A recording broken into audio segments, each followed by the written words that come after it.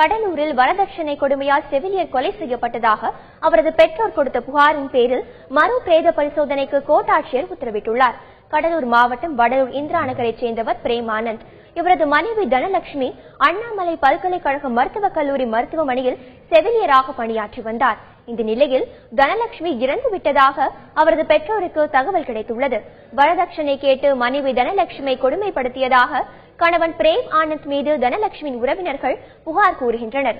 தனலட்சுமியின் உடலில் காயங்கள் இருப்பதால் அவரது மரணத்தில் சந்தேகம் இருப்பதாகவும் மறு பிரேத பரிசோதனைக்கு உத்தரவிடக் கோரி கடலூர் கோட்டாட்சியர் உமா மகேஸ்வரியிடம் பெற்றோர் மனு அளித்துள்ளனர்.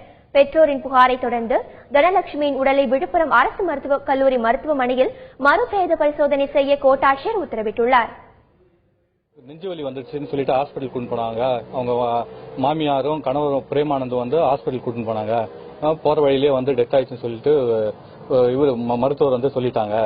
ஆனா அவ வந்து ஐசியூ யூனிட்ல தான் அண்ணாமலை மெடிக்கல் காலேஜ்ல வந்து ஒர்க் பண்றா. அதனால ஐசியூ யூனிட்ல இருக்கனால அவளுக்கு அந்த மாதிரி ப்ராப்ளம் எதுவுமே கிடையாது. நாங்க வந்து அவளுக்கு பாடியை பார்க்கும்போது வந்து அவ பாடியில வந்து காயங்கள் எல்லாம் இருந்திருக்கு. அதாவது அவங்க வந்து என்ன சொல்றாங்கன்னா, ஒருத்தர் கேட்டா வந்து நெஞ்சு வலியால செத்து போயிட்டாங்க, ஹார்ட் அட்டாக்ல செத்து போயிட்டாங்கன்னு சொல்றாங்க. இன்னொருத்தர் கேட்டாருன்னா தூக்குமாட்டி செத்து போயிட்டாங்கன்னு சொல்றாங்க. இன்னொருத்தர் வந்து வேலை விட்டு வந்த உடனே மயக்கம் போட்டு விழுந்துட்டாங்க, ஹாஸ்பிட்டல் போனோம் செத்து போயிட்டாங்கன்னு சொல்றாங்க.